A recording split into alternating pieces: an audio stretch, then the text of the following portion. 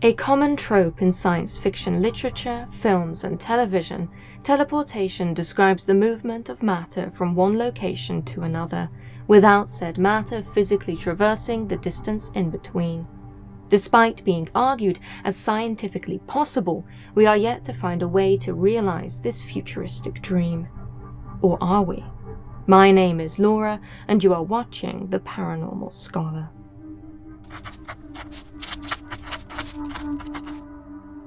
Undoubtedly, many of us would love to be able to teleport. It can be said that life would be so much easier if, with a click of a button, we could move from one place to another. And so, what if a click of a button was all it took? With help from the sponsor of today's video, it is indeed possible. Surfshark is a virtual private network which allows you to digitally teleport by changing your virtual location with a single click. An app and browser extension, it enables you to change your IP address to unblock content you otherwise wouldn't be able to access. For example, if you are outside the UK and want to watch British television on the BBC iPlayer, by teleporting to a UK-based server, you can do just that. The same applies to Netflix content and so many other streaming services which may be limited in your country. And with over 3,200 servers in 65 countries, Surfshark gives you an incredible number of virtual locations to choose from. Of course, one of the most important reasons to use a VPN service is safety. With military-grade encryption, Surfshark masks everything you do online and even makes it safe to do otherwise risky activities, such as accessing your bank account on public Wi-Fi. With so much of what we do in the modern day being internet-based, having a VPN service you can trust really is essential. I have personally benefited from using a VPN to keep my location and personal details safe from hackers and other online miscreants. With a strict no-logs policy, Surfshark has no interest whatsoever in storing your sensitive data. Their only purpose is to keep you and your private information safe and secure. As such, I'm happy to be able to share with you my exclusive discount code SCHOLAR, which gives you 83% off plus 3 extra months free. And not only is this great value, it is completely risk-free, with Surfshark offering a 30-day money-back guarantee as standard. All the links are in the description box, so if you are currently online unprotected, why not take a look and consider upgrading your security and even experiencing a spot of teleportation. Thank you. Dr. Donald Powell Wilson was a prison psychiatrist who, in the late 1940s, worked at USP Leavenworth, a civilian penitentiary located in Kansas, within the US Army post Fort Leavenworth. At the time of Wilson's tenure, Leavenworth was the largest maximum security federal prison in the United States, and as such housed some of the country's most notorious criminals. Serial killers, foreign agents, bank robbers, drug lords, Prohibition-era gangsters. One such inmate was a man by the name of Haddad, someone whom Wilson, in an autobiographical book he later published documenting his 3 years at Leavenworth, described as being many times a murderer. An inmate with a strange reputation, Haddad had been passed around several correctional facilities, with Wilson explaining that weird tales surrounded his origin and history. His records were always disappearing or changing, with it being said that Haddad himself had a habit of going missing when in transit from one institution to another. He would, in short, disappear, simply not being in the back of the wagon when it arrived at the prison.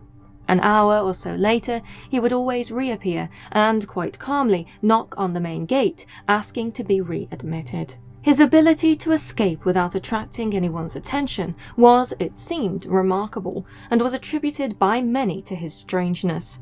For Haddad had a reputation, in every prison he stayed, for magic, hypnosis, and teleportation. In his autobiography, Wilson, an otherwise conventional psychiatrist with no interest in or inclination towards the paranormal, described Haddad as a psychopathic and statuesque convict of Senegalese descent, who claimed to be a Chaldean astrologer with direct lineage reaching back to 400 BC.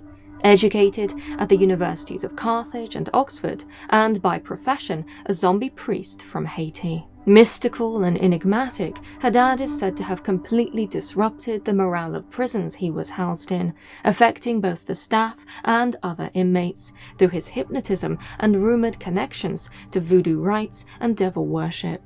And yet, for all of this, Wilson could not describe Haddad as anything other than polite, cooperative, and charming. On one particular occasion, when Haddad was in solitary confinement after one of his seemingly regular acts of teleportation, the guards reported to hospital staff that he was acting up again, having not urinated for a week. Ever cautious of the notoriously peculiar prisoner, they wanted little to do with him, and so Wilson and his colleague were sent to assess him. When asked why he was not urinating, Haddad is said to have responded, in his perfect British accent, that his guidance had been contrariwise. Aware that his cryptic behaviour was unsettling to the prison staff, he supposedly then added, "But 1,000 pardons if I have inconvenienced you by my spiritual ascendancy." And indeed, there truly was no restraining the man's alleged spiritual ascendancy. On more than one occasion, he is said to have feigned death, only to have risen from the morgue entirely unharmed and very much alive, mere moments before autopsy several hours later. And yet, it can be said that his ability to teleport from prison was his most peculiar ability. After all, according to Wilson, he always came back. Sensationally, during one disappearance, he was even seen by prison staff in the foyer of a Kansas City theater at the close of a concert. When he took himself back to Leavenworth, the warden was enraged and demanded an explanation. Haddad, it is said, merely replied that it had been some time since he had been to a concert, and that, being such a short distance from the city, it would have been such a shame not to have gone. When the warden reminded him that his prison sentence did not include theatre privileges, Haddad reminded him that he came back, as he always did. "I have no intention of avoiding my sentence," the inmate allegedly reasoned. "No one even knew I was gone." During Wilson's examination of the teleporting man, he is said to have asked him why, with all his powers of escape, he found himself incarcerated. Haddad explained that he was on a dual mission, to wander throughout the world, seeking two excessively evil and malign spirits, and to relieve them of their corporeal anatomy, and equally to find two men upon whom he could bestow his mantle of therapy. In short, he believed it his destiny to take the lives of two deservingly evil people, and then to share his spiritual knowledge with two deservingly good people. Wilson and his colleague, so it turned out, fit Haddad's requirements for the latter. It is said that the prisoner went on to explain to the doctor that, in order for him to share the secrets of teleportation and other priceless knowledge, they would need to perform a blood rite together at astral midnight in his solitary confinement cell. After this initiation ceremony, Haddad assured, Wilson would never be the same again. In addition to gaining secret knowledge, the doctor would also be ageless and timeless. All that was required was a little blood. All things considered, Wilson politely declined. Writing in his 1951 autobiography, the doctor explained that he had too much respect for Haddad's ability as a hypnotist, and feared, given his murderous reputation, what he might do to him. An astonishing series of events is said to have happened in 1722 in the small village of Sandfeldt, Germany. Recorded at the time by a local estate manager called Heinrich Georg Hanau, it all began with Joachim Dunkelmann, a prosperous farmer in the area, complaining of strange things happening in his house. Objects were thrown by unseen hands, mysterious raps and knocks were heard alongside eerie disembodied voices, and multiple strange apparitions were witnessed. Many of the mysterious phenomena recorded by Hanau were akin to those alleged in modern poltergeist cases. And yet, the particular activity said to have haunted the Dunkelmann residence was shockingly unique, with one modern expert describing the happenings as possessing an intelligence of a lunatic and disruptive kind.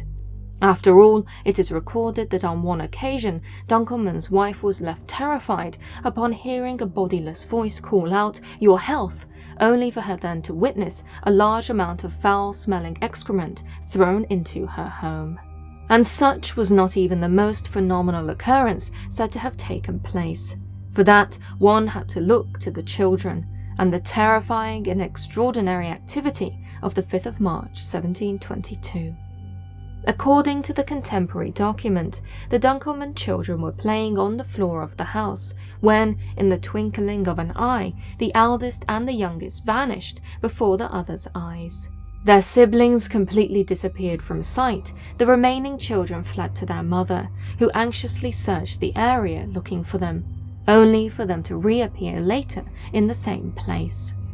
As it turned out, extraordinary events like this continued to happen, whereby the children would disappear and mysteriously reappear either in the same location or seemingly teleported to elsewhere in the house, aggravating their mother to the point that she became ill. And if the teleportations of the children were not peculiar enough, the tales they told of where they had been when they were vanished were stranger still. They spoke of being transported underground, where crooked little people offered them money to stay with them. When the children refused, they were returned home. And so the intentions of the entities plaguing the home seem neither outright malicious nor otherwise. What they might have been, it is impossible to say. Either way, this little-known happening can be said to be as fascinating as it is unsettling. After all, whilst many poltergeist cases can be explained away as children merely engineering practical jokes on adults, the Sandfeldt Poltergeist appears to have been something else, with it difficult to offer an explanation as to how the children would have teleported before the very eyes of those around them. Unless, of course, the crooked little people that they described were real, and inexplicably capable of snatching young victims right out of the air. For hundreds of years, the Venerable Maria de Jesus de Agreda has been venerated by Catholics as a model of holiness. Born in Agreda, Spain in 1602 to a modest family, she was reported as having divine visions from a very young age, with her personally recounting being taught religious lessons by God himself. By the age of 12, many in the area had come to realize that there was something special about the undeniably holy girl. Educated priests and nuns reported that she possessed grace and humility, qualities which endeared her to many. Indeed, Maria was so respected at this age that when she told her parents that God had spoken to her and had instructed her to convert their family home into a monastery, they listened and eventually did just that. Within the confines of her monastic life, she acquired a mystical reputation. She wrote 14 books on spirituality and her visions, and people even attested to having witnessed her levitate, heal the sick, and prophesize the future.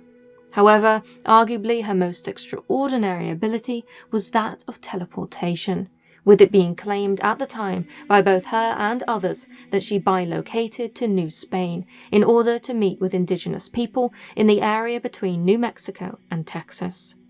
Maria's miraculous ability to teleport was attested to by Father Alonso de Benavides, the Franciscan custodian of New Mexico at the time. He reported how a group of Homano people came to his monks asking to be baptized. They stated that a lady in blue had, in the course of her many visits to them, taught them the teachings of Christ, and as such had convinced them and their leader to be baptized into the faith. Father Benavides was astonished. Missionary efforts had not yet reached these people, and yet when he sent a group of his Franciscans to perform the baptisms, they were not only easily converted, but also already well instructed in Christianity. The Humanos continued to reference the beautiful lady in blue as the one to have taught them. Remarkably, this was the same colour as Maria's habit. Fascinated by this miraculous woman, Benavides corresponded with fellow ecclesiasts back in Spain. When they told him about a young nun said to be able to transport her body across the ocean, he knew he had to meet her. With an official commission to go and question Maria, Benavides travelled to Agreda and interviewed her there. She told him about her visions and her trips to the New World, accurately describing places, names, and even particulars about the culture of the Humano people. Her knowledge of the area went far beyond anything written in books, especially considering that the Humano people had only been first contacted a few decades prior. Aside from Maria, other nuns in the convent attested to the young woman's ability to teleport, with her disappearing regularly enough for them not to be alarmed. After the interview, Benavides, convinced of the miracle, wrote that Maria had been conveyed bodily to the Indies. Maria, however, was not so convinced. During the interview, she explained that which I think the most certain is that an angel appeared in my form, and that the Lord showed me what passed there. Whether such skepticism of her ability to bilocate was her true opinion cannot be known. After all, Maria was afraid of being labelled a witch. Indeed, her fears later led her to burn the diary in which she had recorded experiences of over 500 jumps to the New World. Thankfully, Benavides and many other contemporary accounts attested to and corroborated her claims. Whatever the reason behind it, this case is undeniably extraordinary, with the Humano people not only crediting Maria de Jesus for their conversion, but also for their survival. To this day, the Texan city of San Angelo regards her teleportation missions as the first pioneering force that established religious missions in the area. By some, it is even said that Texas's official state flower, the blue bonnet, was selected in remembrance of the remarkable lady in blue. And so, a young woman in far-off Spain has been credited with being a pioneer and pivotal figure of a place to which she never officially travelled. In June 1968, Dr. Gerardo Vidal and his wife were driving along National Route 2 from a small town just outside of Buenos Aires, Argentina.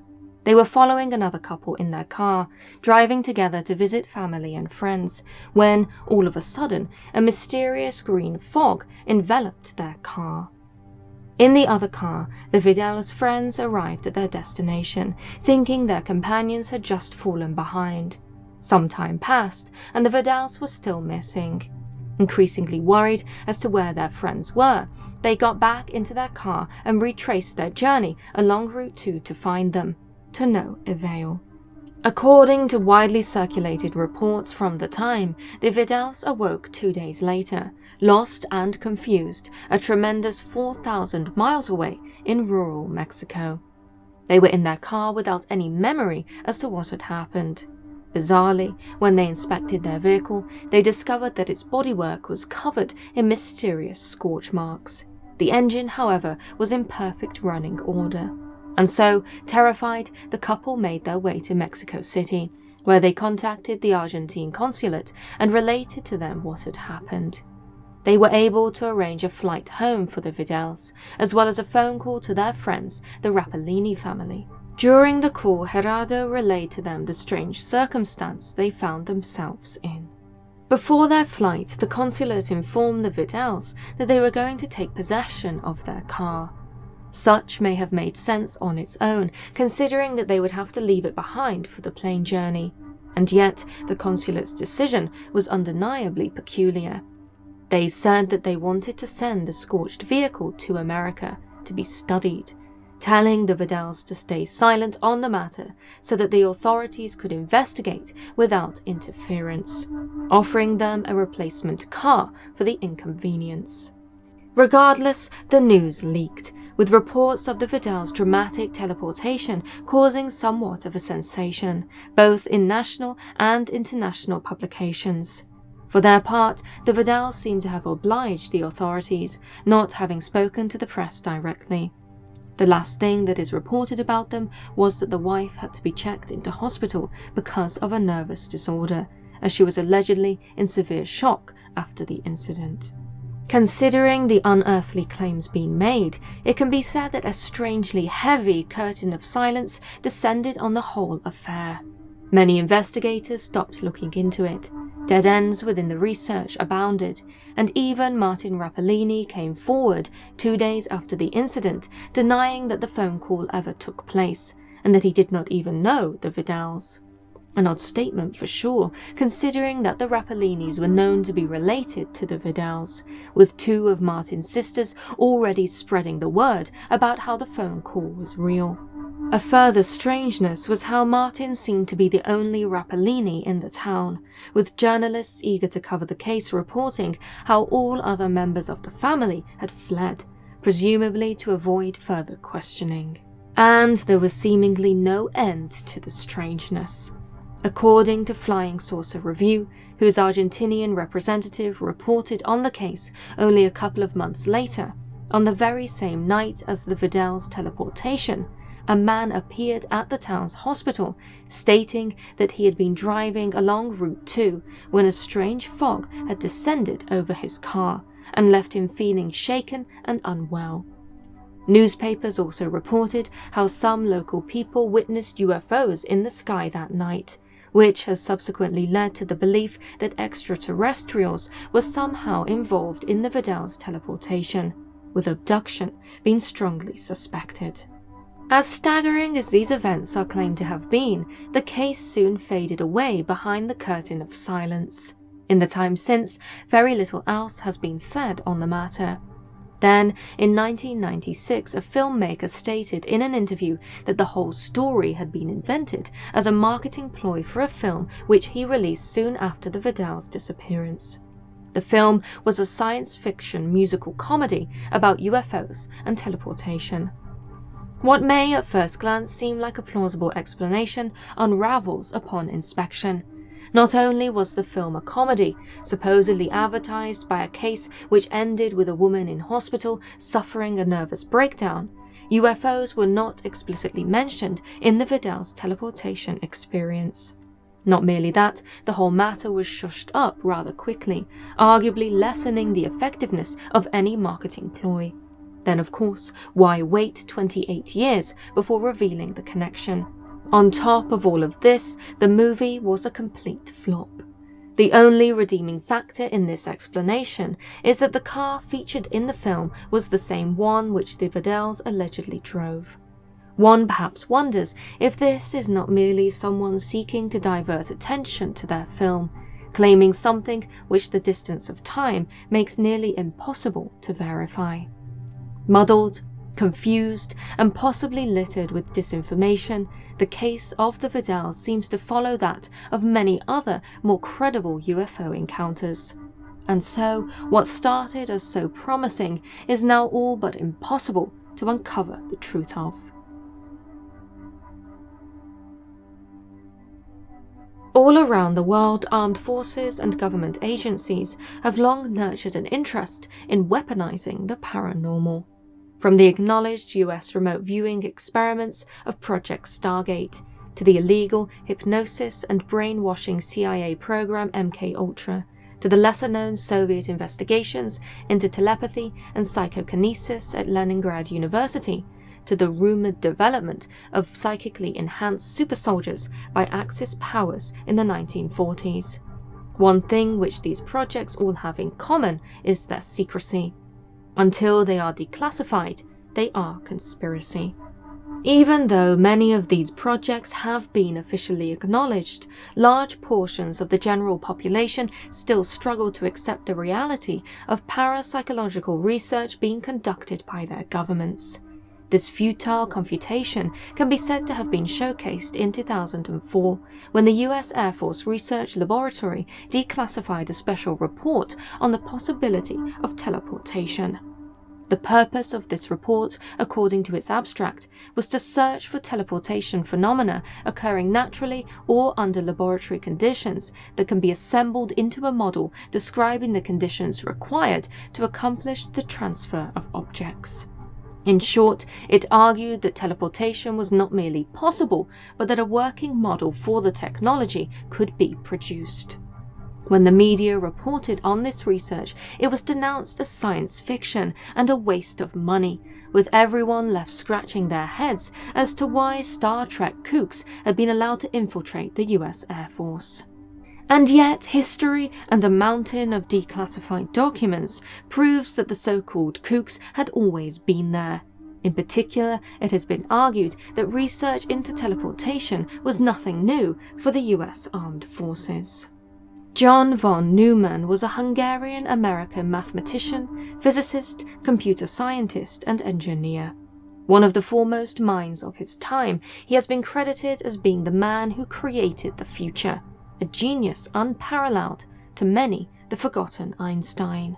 Amongst von Neumann's many achievements was the establishing of a rigorous mathematical framework for quantum mechanics, a bewildering branch of theoretical physics which deals with the behavior of matter and light at the atomic and subatomic level. Often this area of science is popularly associated with time travel and teleportation, with quantum teleportation, namely teleportation on a very, very small scale, even said to have been experimentally realized in 1997. It is for this reason that John von Neumann's name has been associated with an alleged US Navy project, Project Rainbow. More commonly known as the Philadelphia Experiment, it is claimed that von Neumann was instrumental to this project, namely the vanishing and teleportation of the US naval destroyer, the USS Eldridge. These phenomenal happenings are reported to have taken place on the 28th of October 1943. The Eldridge was supposedly stationed at the Philadelphia Navy Yard, a part of a top-secret stealth technology project. The purpose of this project was to experiment rendering a ship invisible to enemy radar by creating what has been described as an electromagnetic bottle, some sort of directed, highly powerful electromagnetic field which would divert radar waves around a target. Supposedly inspired by Albert Einstein, a colleague of von Neumann's at Princeton University, and his incomplete unified field theory, the experiment is said to have been successful. For a fraction of time, the USS Eldridge became invisible to radar. More than that, it became invisible entirely. Dramatically, it is claimed that the ship utterly disappeared, save for the impression of its hull in the water. Then, unexpectedly, it vanished altogether, being momentarily teleported a distance of some 200 miles to Norfolk, Virginia. It was an unexpected and drastic side effect. After all, it is said that the material aim of the project, radar invisibility, came at a horrendous cost. For when the Eldridge reappeared, returning to its original location in Philadelphia, the crew were found in an appalling state. Dematerialized along with the vessel, some had become embedded in the fabric of the ship, melded with the metal. Others had disappeared altogether, some were disoriented, insane and irretrievable, and many now bore hideous physical deformities. Matter, so it seemed, may have been moved, relocated from one place to another, but it most certainly had not been returned to its precise original location. After this botched, albeit somewhat successful experiment, the project was allegedly scrapped, with von Neumann and his genius reassigned to the Manhattan Project. As for the soldiers involved, those who survived are said to have either been brainwashed or scared into silence. Of course, it is impossible to prove whether or not any of this happened. Clandestine and controversial, the details of the so-called Philadelphia experiment were leaked to the public in the 1950s through Morris K. Jessup, a UFO investigator who claimed correspondence with Carl M. Allen, a merchant marine said to have been on board another ship in Norfolk, Virginia, when the Eldridge teleported. He, along with the rest of the crew, is said to have observed the Eldridge's appearance and subsequent disappearance. Many decades after the sensational claims were made, on the 28th of November 2000, the Office of Naval Research released a fact sheet definitively denying the existence of the Philadelphia experiment. Condemning the use of force fields to make a ship and her crew invisible as being against the known laws of physics, they also provided access to the Eldridge's war diary to prove that it had not been in Philadelphia at the time, or indeed ever. As for the other ship, they did concede that it was in Norfolk in October 1943. Interestingly, in their denial, the ONR also revealed that between 1943 and 44, Einstein was a part-time consultant with the Navy's Bureau of Ordnance. However, there is no indication, they stated in their response, that he was involved in research relevant to invisibility or to teleportation. For many who have researched the Philadelphia experiment, the ONR's statement has been condemned as weak. After all, logs and official whereabouts, most especially those from over 50 years ago, are easily falsified. And so, what is known is that both John von Neumann and Albert Einstein were on the Navy's payroll at the time of the claimed experiment. Both had an interest in quantum mechanics and the fundamental forces of nature.